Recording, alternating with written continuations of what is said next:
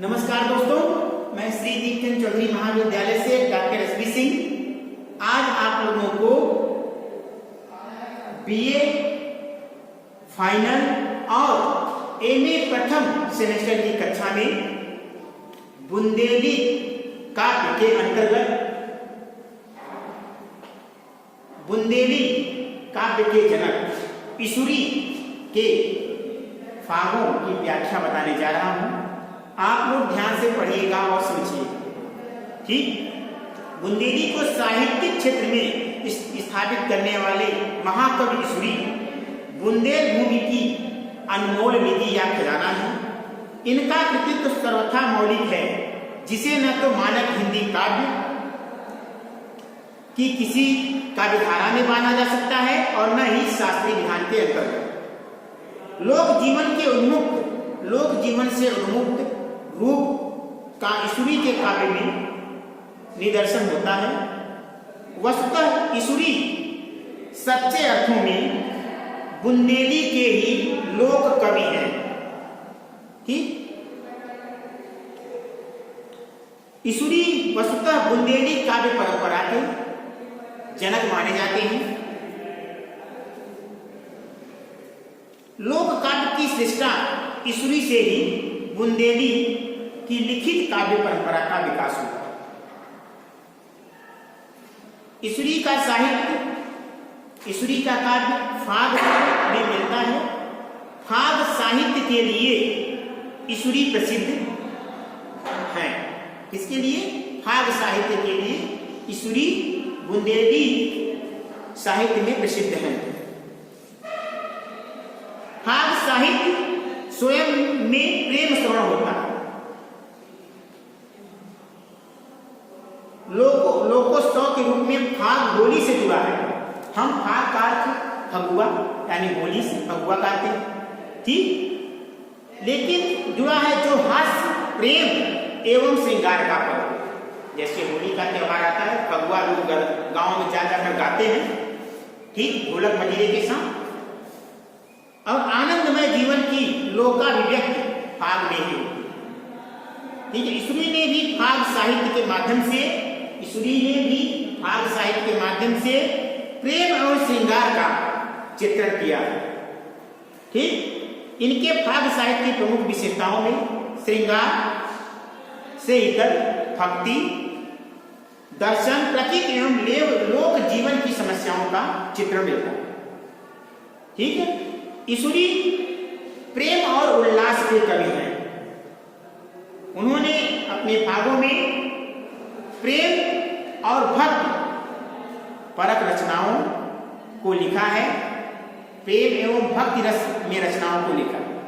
ठीक है ना, आइए देखते हैं इशुरी का फाग। शोभा रजो की किसे कहिए, दिए उपनारन जइए, बढ़के चीज इक्कीसई, सोनो इखा का परखिए, साजी आगे कई इशुरी, सागर सुनैया चाहिए, भई शारदा हने नहीं, कैसे कहीं चुप रहिए। ठीक है ना। अब संदर्भ क्या लिखोगे? प्रस्तुत पद्यावतरण या काव्यावतरण। ठीक, बुंदेली काव्यधारा के जनकवि, बुंदेली साहित्य के जनकवि या महाकवि इशुरी द्वारा रचित प्रसिद्ध फाग से अवतरित है। ठीक, प्रसंग क्या है? इस फाग का प्रसंग क्या है? इशुरी इन काव्य पंक्तियों में जनकवि इशुरी ने अपनी नवीन फागों को सुनने के लिए श्रेष्ठ श्रोता, अच्छे श्रोता की आवश्यकता को रेखांकित किया है। अच्छे श्रोता को बताया है कि मेरे जो फाग हैं वह अच्छे श्रोता ही सुन सकते हैं, अच्छे हृदय वाले ही सुन सकते हैं, बुरे आचरण वाले नहीं सुन सकते। इसी प्रसंग का वर्णन किया है। आइए व्याख्या लिखते हैं। ठीक है, चांदी की शोभा। जनकवि इशुरी कहते हैं कि चांदी की शोभा किससे कहनी चाहिए? जो चांदी होती है चांदी की शोभा किससे कहनी चाहिए तथा किसको खोजने जाना चाहिए? चांदी तो शोभा वाली होती ही है। कहने का तात्पर्य है चांदी तो शोभा वाली होती ही है, इसे सब जानते हैं। सोना चांदी की अपेक्षा उससे बढ़कर 21 है। कहे सोना चांदी की अपेक्षा उससे बढ़कर 21 है। इस सोने की परीक्षा करने की क्या अवस्था है? जो सच्चे सज्जन व्यक्ति हैं, जो सोना, क्योंकि सोना अपने आप में स्वयं परीक्षण किया हुआ होता है। जो सोना होता है परीक्षण करके ही तो सोना बनता है। ठीक वही कह रहे हैं कि इस सोने की परीक्षा करने की क्या आवश्यकता है, परीक्षण करने की क्या आवश्यकता है? जो स्वयं अपने आप में परीक्षण किया हुआ हो। ईश्वरी कवि ने नई और सजी हुई अनेक फागें कही हैं। इसके लिए सुंदर और श्रेष्ठ श्रोताओं की आवश्यकता है। ईश्वरी कहते हैं कि सरस्वती देवी, वाग देवी, सरस्वती देवी, ठीक, शारदा देवी, ठीक, शारदा किसको? सरस्वती मां को भाई, ठीक, सरस्वती देवी मेरे अनुकूल हो गई। हम किस प्रकार चुप रहें? जब स्वयं वाणी की देवी स्वयं मेरे ऊपर अनुग्रहित हो गई हैं, तो हम किस प्रकार चुप रहें? अर्थात हम अपनी फाग की रचना करें। ठीक, काव्यगत सौंदर्य में क्या लिखोगे? पहले आप व्याख्या में लिखोगे संदर्भ, प्रसंग, शब्दार्थ और व्याख्या। इसके बाद काव्यगत सौंदर्य में लिखोगे रस। रस कौन सा है? श्रृंगार रस। छंद कौन सा है? फाग। ठीक, रस, छंद, अलंकार कौन सा है? कौन सा अलंकार है? उपमा रूपक अलंकार। ठीक है ना? ईश्वर ने अपनी फागों को, जो ईश्वर के जो फाग हैं, फागों की तुलना चांदी के से की है, चांदी और सोना से की। ठीक है ना? चांदी और सोना से की है। भाषा जन साधारण में दैनिक प्रयोग में आने वाली मुंडेरी है। ठीक, आइए दूसरा भाग देखते हैं। विधना करी देह न मेरी, रजऊ के घर की देवी, आउत जात चरण की धूरा, लगत जात हर बेरी, लागो आने फान के एंगर, बजन लगी बजनेरी, उठन चात अब हाट ईश्वरी, वाट बहुत दिन हेरी। ठीक है, अब इसका प्रश्न क्या है? इस भाग में ईश्वरी ने अपने भाग्य का वर्णन किया। ईश्वरी ने अपने भाग्य का वर्णन किया।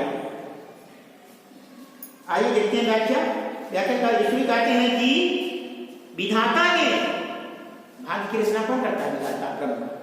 ठीक, श्रेष्ठ रचना ब्रह्मा। भाग्य कौन लिखता है? ब्रह्मा जी। वही कह रहे हैं, ईश्वरी कहते हैं कि विधाता ने मेरे शरीर को राजा अथवा प्रेयसी रजऊ के घर, राजा अथवा प्रेयसी रजऊ के घर की देहरी नहीं बनाया है।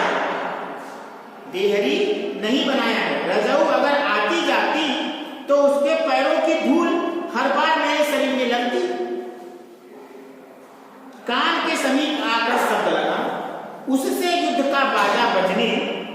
ईश्वरी कवि कहते हैं कि अब बाजा रुकना चाहता है, अर्थात अब जीवन समाप्त होने वाला है।